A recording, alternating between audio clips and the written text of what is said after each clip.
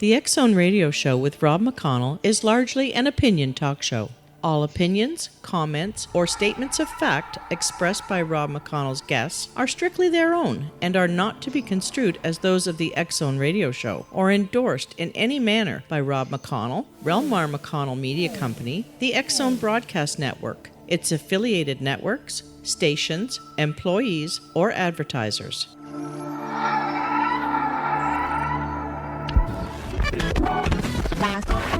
All Hit Radio.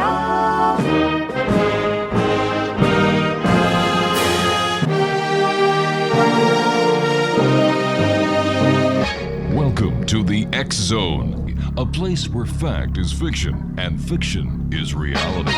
Now, here's your host, Rob McConnell.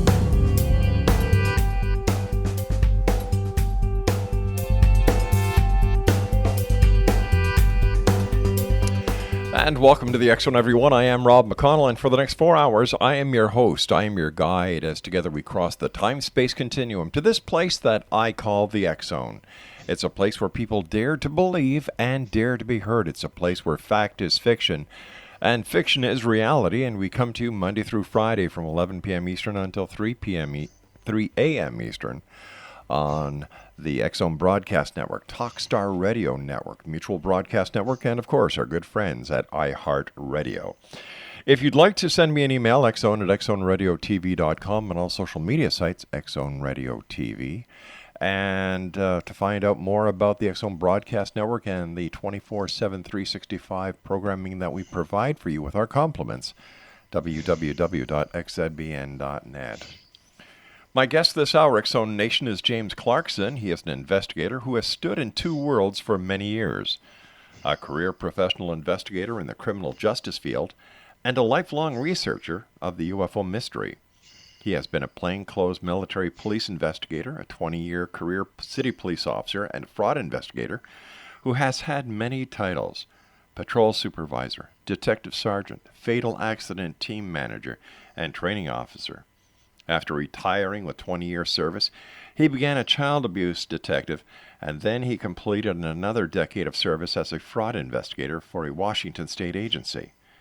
Meanwhile, for the last 30 years, he has studied the mystery of UFOs with the same attention to detail that he applied to criminal investigations. In 1986, he joined the Mutual UFO Network, applying the same passion for solving mysteries to the world of High Strangeness. James Clarkson serves as the Washington State Director of MUFON and the Special Assignments Team for MUFON. He has lectured at many UFO events across the country and in Paris, as well as appearances on radio and TV. He is the author of Tell My Story, June Crain, the Air Force and UFOs, as well as the Westport UFO Crash Retrieval event. Joining me now from Washington is our guest this hour, James Clarkson. And James, welcome to the X Zone. Great having you with us, and thank you very much for your service over the years. Well, thank you for this opportunity. James, I can associate being a police officer. I was a police officer for a number of years. And I'm doing UFO and paranormal stuff. I've been doing this now for 26 years. What was it in your life that put one foot in criminal investigation and one foot in the phenomena of the UFO investigations? If I had to identify one event, it would be long ago, actually a radio broadcast of all things. I was home alone. I believe I was like 12 or 13 at the time. And a man named John G. Fuller, a famous author, was being interviewed by KGO Radio in San Francisco, where I grew up. And he had just published a book called Incident at Exeter, referring to a series of really spectacular UFO events that occurred in Exeter, New Hampshire in the mid-60s.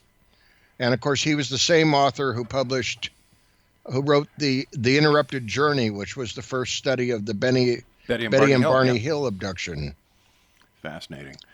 And I was drawn to that event because the Exeter, New Hampshire sightings were all about close encounters involving on-duty police officers. And I guess I sort of knew from an early age that I wanted to go into law enforcement. So the two things sort of happened together. Fascinating, truly fascinating. And, the Betty and Barney Hill case is still a case that is talked about these days, and it's still a case that is debated after all these years. We've got about 60 seconds. In 30 seconds or less, why is the Betty and Barney Hill story so prevalent still within the UFO community? Well, because you have two stellar witnesses who were interviewed at length by Dr. Benjamin Simon, who was extremely skeptical. I believe he was a professional psychiatrist.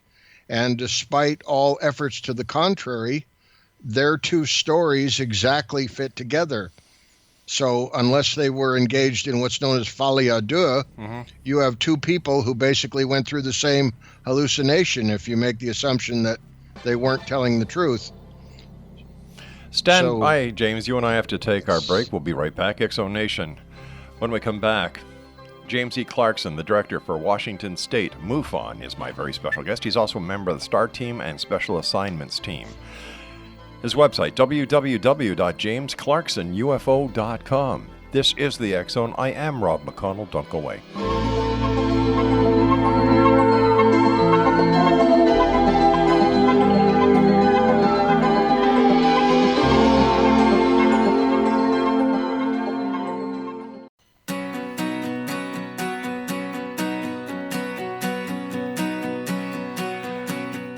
X-Zone Nation, James Clarkson is our special guest. www.jamesclarksonufo.com. And James, I'm sorry I had to cut you off there. You were just finishing up telling me about the Betty and Barney Hill case, so please continue, sir.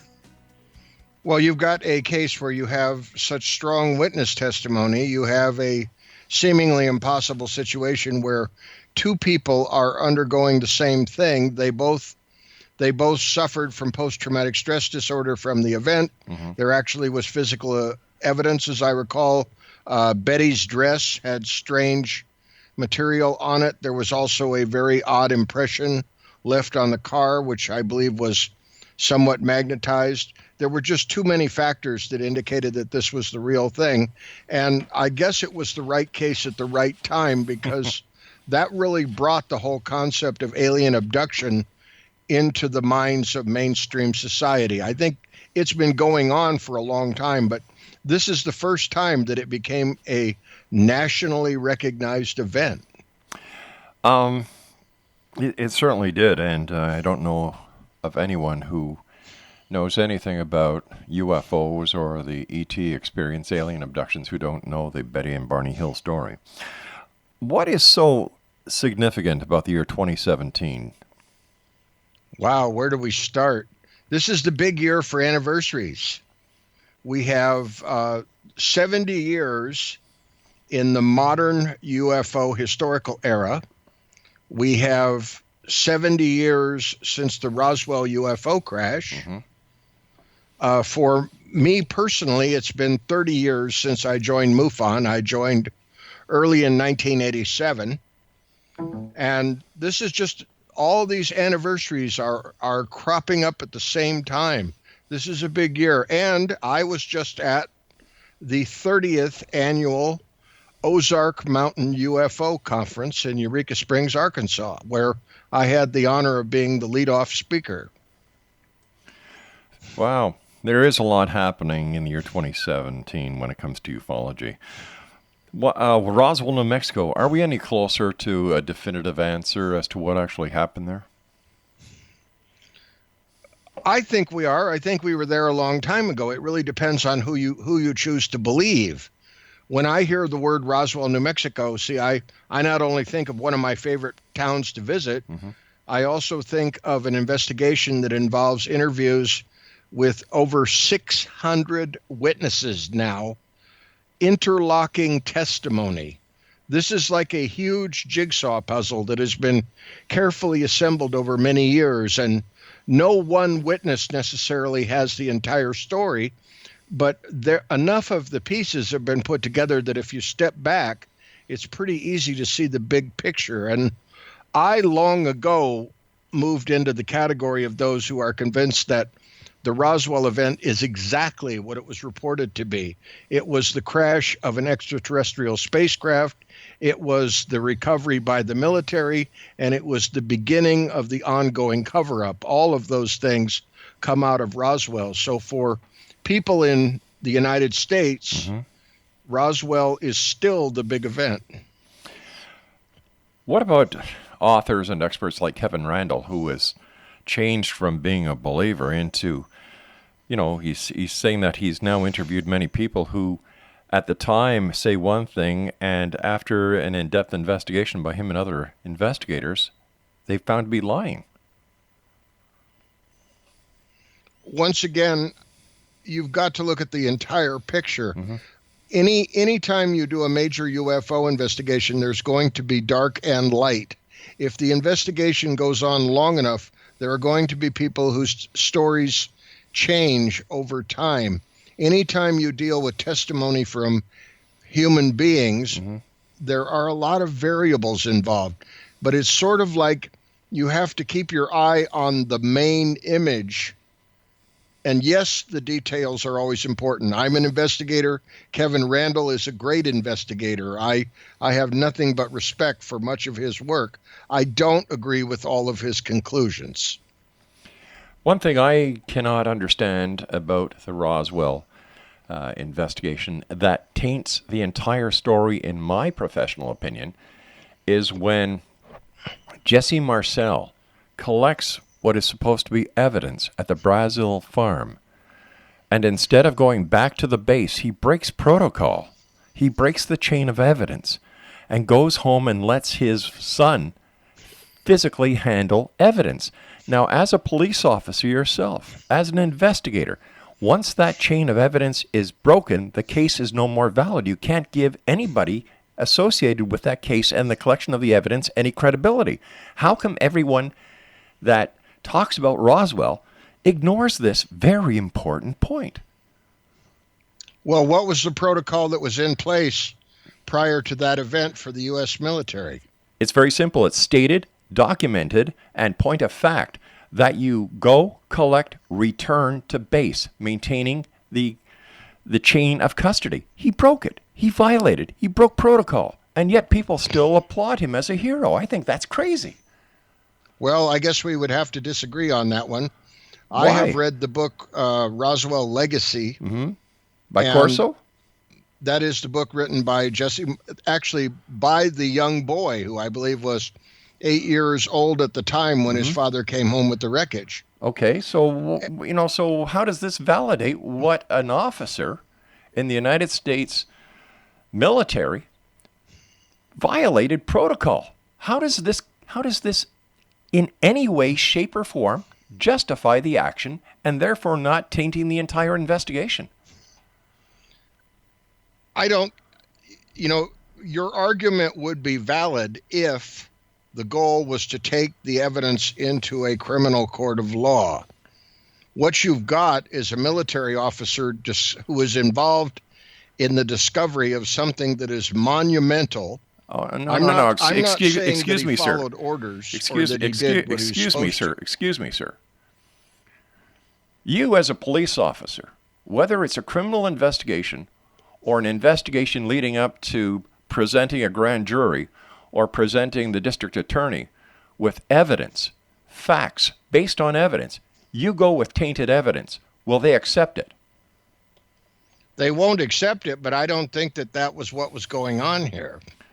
So does that mean any intelligence officer within any branch of the military can break protocol just because they think it's something spectacular? I'm not even saying that he did what he was supposed to do. What I'm driving at is the bigger picture here is that the crash scene that Jesse Marcel went to was not the only crash scene involved in the Roswell event. And there's strong evidence that the powers that be, I'm not sure which order they became aware of both crash scenes, but it's pretty obvious to me that they knew about them by the time that events started rolling, and they were perfectly willing to have the scene that Jesse Marcel went to and the one that involved the press release from William Blanchard. They were perfectly willing to have that become a public matter. and which, of course, they later reversed at the end of the weekend, declaring that the whole thing was just a weather balloon. I guess what I'm reacting to is that the military's goal at that point, I'm not sure, was trying to have an absolutely perfect investigation of the matter. I think that they knew way more than they let on. What about Project Mogul? What about it? It's a great cover story. Is it a cover story, or is it fact, and the Roswell crash being the cover story for Project Mogul? I think that they blew the validity of that theory the moment that they started mixing the crash dummies into the equation. You know, I just can't give Roswell any validity, so I think we should just pass that and say, all right, we'll agree to disagree. We probably should do that. I will only add as a coda on that I did at one point spend over an hour with Glenn Dennis behind closed doors, and after I came out of that room, any doubts that I had about Roswell were gone, as well as what I learned from my friend June Crain. Now, why is that? Do you want to know about Glenn Dennis, or do you want to know about June Crain? At this point, both of them, because you piqued my interest. Glenn Dennis was the mortician who worked at the Ballard Funeral Home on South Main Street in Roswell, and he is the one who got the famous phone call that day where they wanted to know how many child-sized coffins he had. And his response was that they only had one, and they said that wasn't enough. He also claimed that later on that day, he received another phone call where there was an inquiry about how you would preserve bodies that were found out in the desert if you didn't want their chemical constituents to change. And his response was, get all the dry ice you can. And then we have the next part of the story, which is where he goes to visit his friend, the nurse, out at the base. And in order to understand that, you have to realize that back then, there was no such thing as an ambulance or a paramedic service. The hearse, the funeral homes, would handle routine ambulance runs. And he was taking an injured airman back to the base, discovered a lot of activity.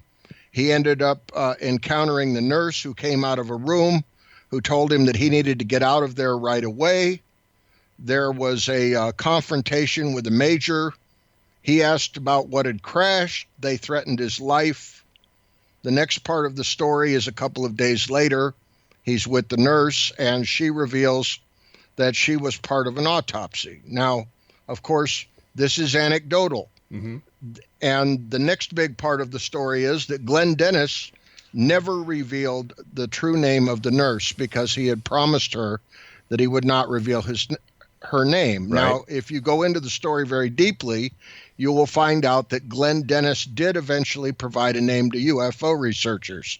But what fascinated me the most about talking to Glenn Dennis was that he revealed to me that the thing that he regretted most was that he deliberately told a lie about the nurse's name.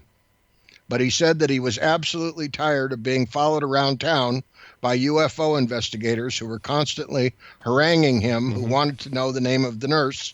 And so he decided it was better to just give them something than it was to keep telling them that he wouldn't give it up.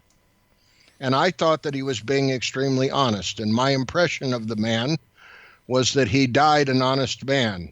So he's just one of many involved. And then... But, sir, let me ask you this question. Sure. If he lied once, what makes you think he wouldn't lie again? The standard attorney question. Yes, I agree with you. And could you condemn his entire testimony on that basis? Yes, you could. That's right. I happen to be in the camp of those who believe that he was an honest man. Why? Because I can totally picture him being harassed by UFO investigators. Was there any proof to substantiate the claims of him receiving a call about the preservation of bodies? The fact that somebody called him about the size of the caskets he had available. And no, why? It's And why would? anecdotal. And why would the United States government call a civilian mortician to find out how to preserve a body instead of going through their own people? That doesn't make sense to me. I think that there was a much better relationship, a much closer relationship between the community and the military base than what we're accustomed to now. Okay, you and I have to take a break at the news at the bottom of the hour. Please stand by. Exo Nation, James Clarkson is our special guest. www.jamesclarksonufo.com. That's jamesclarksonufo.com. And we'll be back on the other side of the news. Don't go away.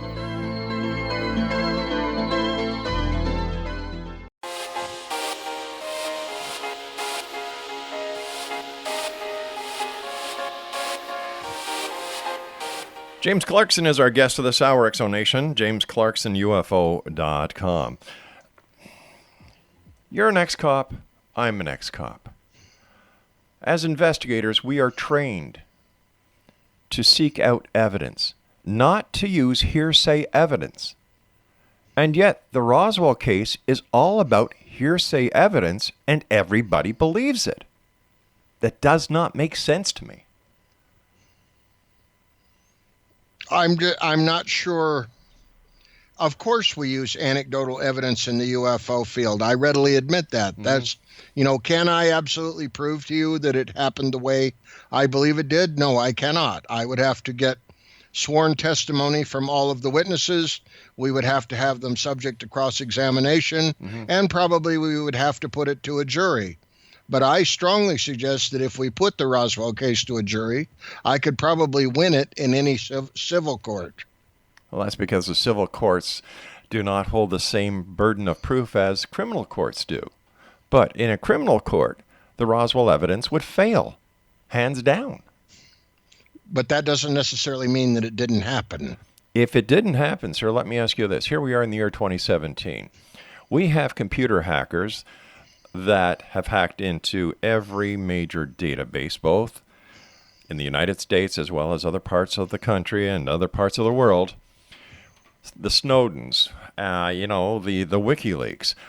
If there is any proof whatsoever that the Roswell case did happen and it was in any database, don't you think, or don't you believe, that it would be of the utmost importance to any country that is not friendly with the United States to find this information and release it to show the people of the United States that the government has lied to them, causing total upheaval, or that UFO evidence has been suppressed, covered up. And yet, nothing, absolutely nothing has been released by any hacking group when it comes to UFOs. How come? Well, I'm not sure that I accept all the premises of your statement that nothing has been released. All right, sir. Well, then tell me where I'm wrong. Well, I would have to go back through all of these revelations. I mean, we've had so many different claims now about what has been leaked. And I grant you there have been promises that major disclosure would be just around the corner, and obviously it hasn't happened. No, I do believe that most of the major powers in the world, even the ones that seemingly don't like each other, all have some very strong reasons why they don't want the truth of the UFOs to come out to the public. What reasons would they be? One of them is it would upset the entire paradigm of running a civilization on petroleum, since it's pretty obvious that most of your good UFO sightings, whatever these things are, whoever's piloting them, I don't get too many reports of UFOs that have faulty mufflers or loud exhaust. They clearly do not run on petroleum. So this would mean that there is another energy source available somewhere, right, that does not require oil. This could be very disturbing to a lot of people. If that energy source ever went public, where we were not dependent upon petroleum, this would be an upheaval in our civilization. It would be hard to even imagine if you threw the oil industry out of work all of a sudden. So it's okay to hack the elections. It's okay to hack top secret security information. It's okay to hack the military databases. It's okay to hack the federal databases. It's okay to hack the White House, but you don't hack anything pertaining to petroleum or alternative energy? Does that make sense to you, sir? I would have to see the entire breadth of what has been leaked before I would render an opinion about that.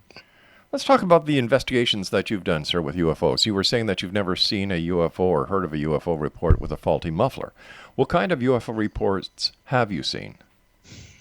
Have I seen or have I investigated? Well, let's talk about the UFO reports that you've investigated. Well, obviously they follow the standard, pretty much the standards that everybody else has seen. Out of every 10 reports that I get, I would say that 3 of them have insufficient information. 3 of them will turn out to be identified flying objects, either man-made or naturally caused. 2 of them will be information-only cases. Once in a while, there will be a hoax, although those don't actually occur terribly often.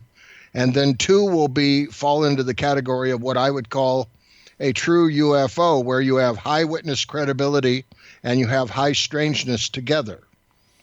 And what constitutes high witness credibility? Well, I would say, for example, when you have someone who works for the federal government who is on duty, an individual working for one of the 3-letter agencies who decides that he needs to talk to someone about something very unusual and disturbing that he saw in broad daylight that appears to be a metallic disc flying over a major city. And when it gets 2/3 of the way across the sky, it appears to vanish as if someone drew a line in the sky, and he saw no evidence of propellers, wings, jet engines, anything that would make it conventional.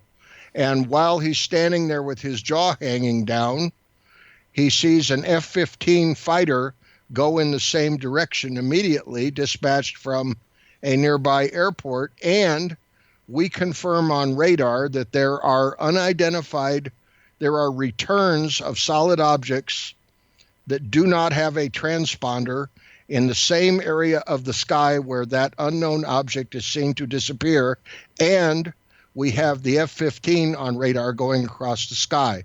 So I have a man who has basically put his career in my hands to report something he did not need to report, that he makes no money from, that he has no known selfish motive for making this report. He gains nothing other than getting to talk to me and tell me about what happened, and I'm able to provide the confirmation that I just described. That I would call an example of a high-quality UFO report. It's funny. I would call that strange. This person, was he a member of the government, and was he sworn to secrecy, and had he sworn allegiance to the country? Well, I would assume so. So therefore, by telling you the information, he violated his oath, right? I don't know that. All right. I don't know that he took an oath about UFOs. Well, you don't have to take an oath about UFOs, sir. You know that as well as I do. But this person, when he told you this information and he didn't want to go public, he knew that he was, well, I would assume, he knew that what he was doing was in contravention to what he should have done.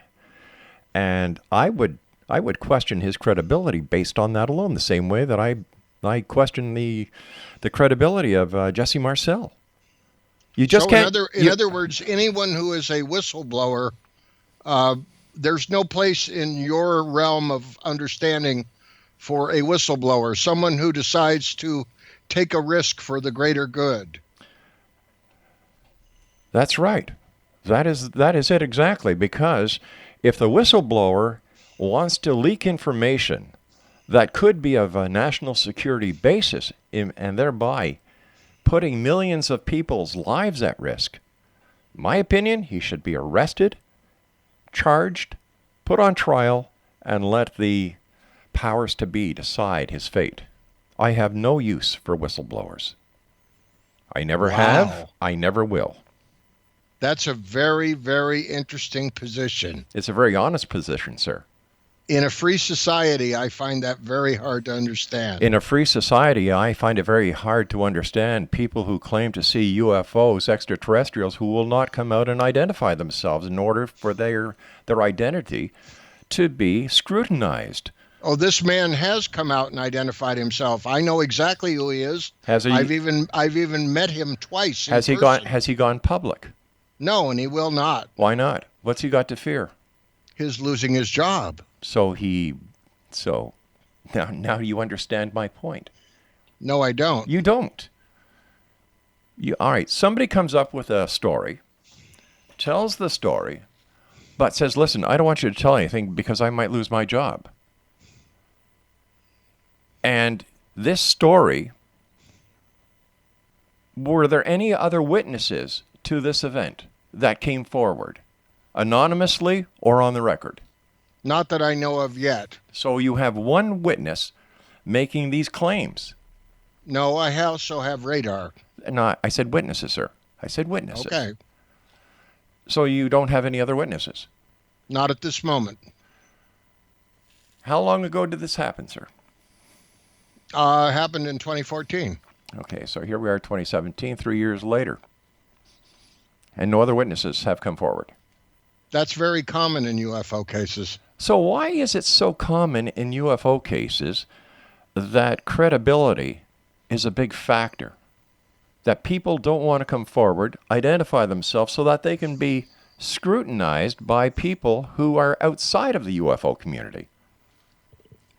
People are afraid of ridicule. People are afraid of adverse effects on their jobs.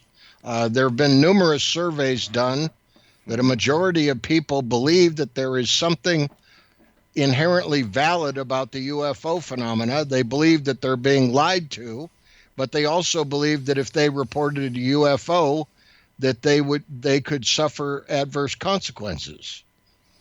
I haven't heard of any cases of the Men in Black for years. So what, if they're not supposed to, if you work for a company that deal in secrets and you sign a paper saying that you will not disclose anything or a non-disclosure agreement, and you go ahead and disclose it, you should get fired. There's no two ways about it. You signed it. Nobody put a gun to your head to sign it.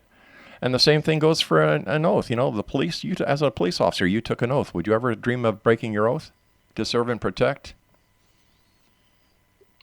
Only if there were circumstances where I thought that the greater good would be served by doing so. So there's double standards then. No, I'm willing to admit that there may be circumstances that I can't exactly define right now.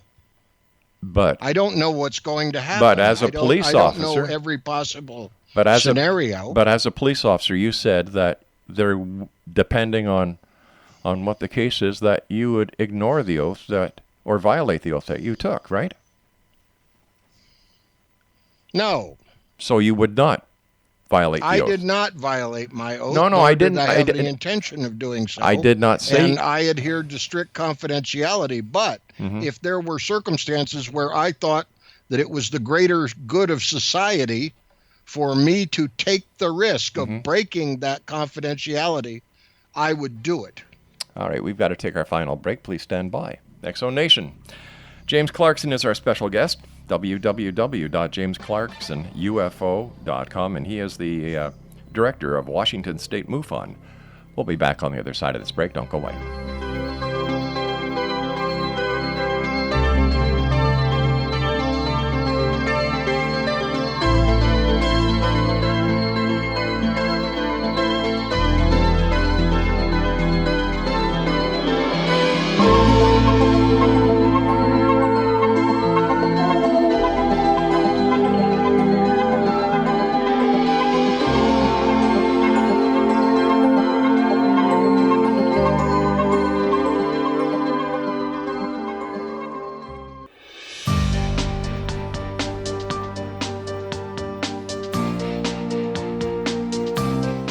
And speaking about Kevin Randall, Exo Nation, you can listen to Kevin Randall, A Different Perspective, each and every day on the Exo Broadcast Network at www.xzbn.net.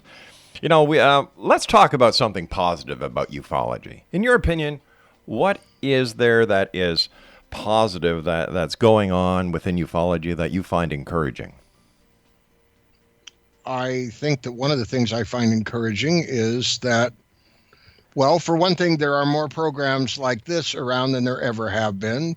There are more people who are getting tuned into the basic information. The media is a two-edged sword, of course. I call it a force multiplier with unknown effects, because it serves everybody's interests, including its own. But clearly, more and more people are talking about UFOs and the possibility that we are not alone in the universe, and that there's a lot more going on out there than we imagine.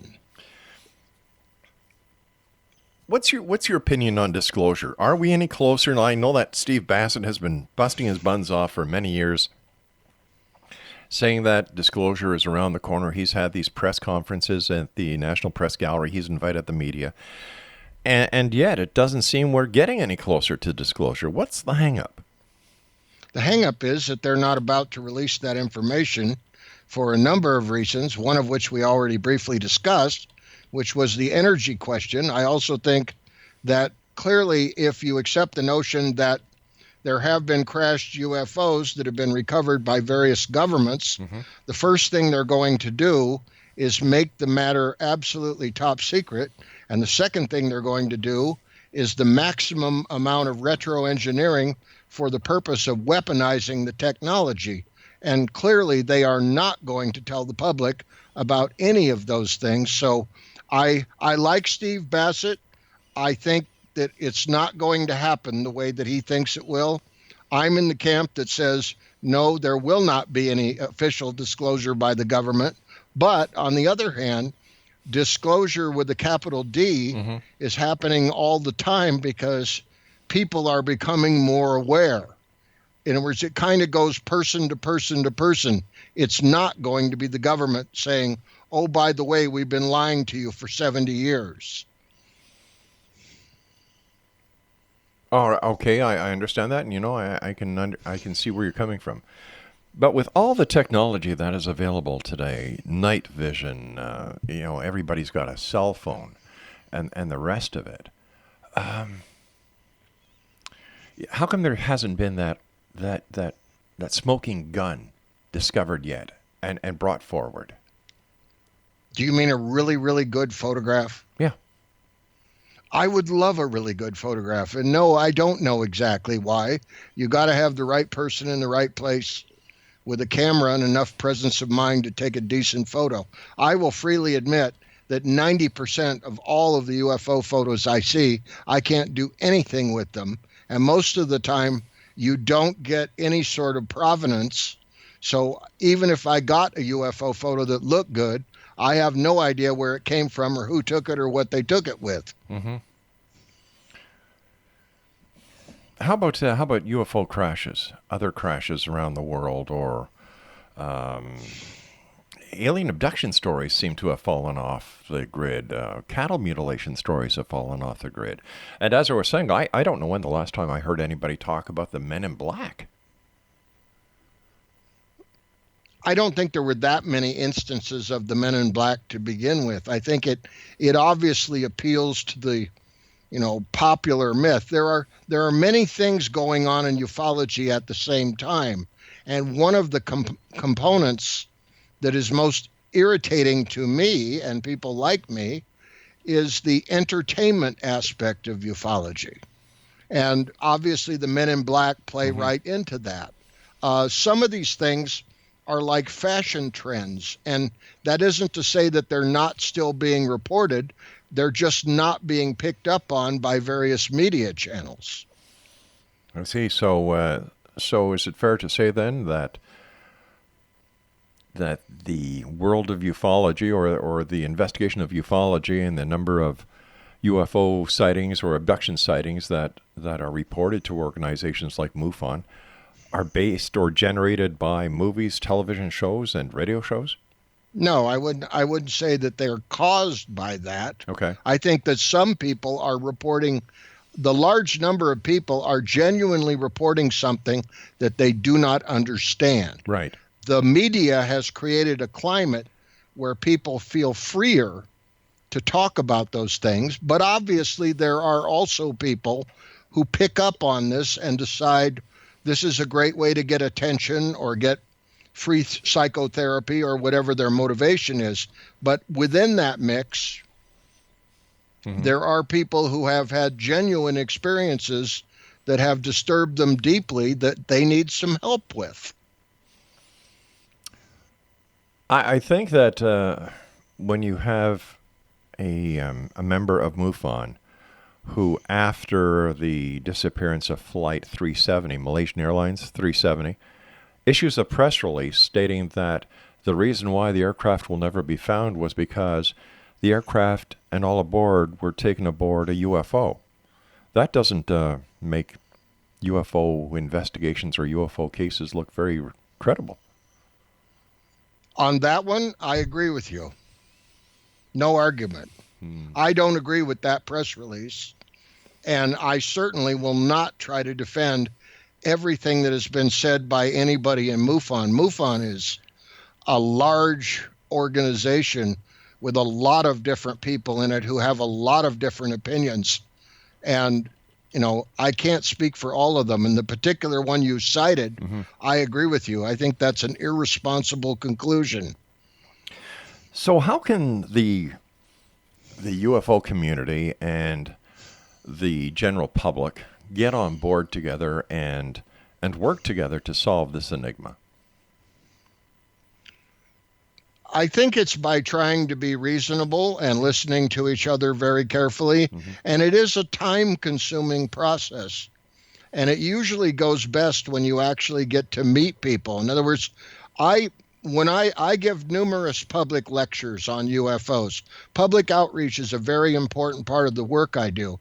But I am very careful not to tell people what conclusions they should arrive at. I'm all about getting them to ask deeper questions and getting them to draw their own conclusions and saying, here are some sources that you might want to consider in your exploration of this, what I consider to be a very fascinating mystery.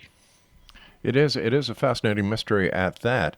But do you think that, is it possible, you know, especially since that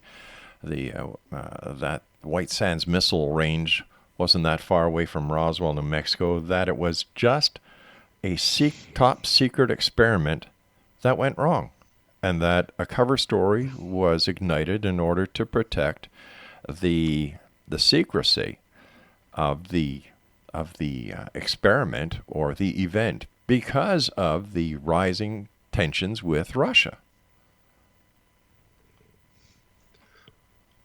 I don't see it because I don't think that Project Mogul, I mean, the fact that we were sending up a balloon with a microphone on it, that particular aspect of it, I could see where it would be secret. But the fact that we had weather balloons and launched them routinely, that would not seem to be a very secret activity. The fact that we might want to monitor the Russians doesn't seem to be, I don't think that was a big surprise to anybody. And we're back to one of the big questions that I have is we have William Blanchard, who is a base commander who deliberately tells the public that a flying disc has been found and brings tremendous worldwide attention on the tiny little town of Roswell one day. And yet he goes on to be promoted to being a 4-star general. Apparently his career was never adversely affected for issuing what I'm guessing you would say is a false press release. You know, I agree there could be a cover-up, but could that cover-up have a different source besides, you know, a crashed saucer and 3 dead aliens? Well, you would have to explain away the other crash site. All right. Tell us about the other crash site. I believe that it was actually witnessed by General Exxon. There are several what you would call deathbed statements or near deathbed statements where we have some of these people like General Exxon, among others. And as I recall, one of the aides to General Ramey has also made such a statement where they came out at the end of their lives and basically said that there was a cover-up of a crashed flying disc. And in some cases, there are statements about bodies. I'm referring to some of the work that was done by Don Schmidt, Yes. Tom Carey, people like that. Now, isn't it true, sir, that during World War II, the Germans had flying discs? I know that there was experimentation on advanced aircraft design, and we've got about a minute and a half left here. well, then I would have to throw out the one big super question. Right. Where were they based? Where were they refueled? And how would they get one to fly to the United States? Well, let me just throw this back at you. Number one, we brought the Germans over, who if it wasn't for the Germans that we brought over to the United States, the U.S. would never be on the moon. Number one. Number two, they were highly advanced when it came to aeronautics. And number three, they could have dismantled a craft in Germany and flew it over to Roswell or anywhere in the United States. I want to thank you so much for joining us. It's been a great hour talking with you. Exo Nation, my guest this hour has been James E. Clarkson, the director of Washington State MUFON. You be the judge. I'll be back on the other side of this break as we continue here in the X Zone from our broadcast center in Hamilton, Ontario, Canada. Don't go away.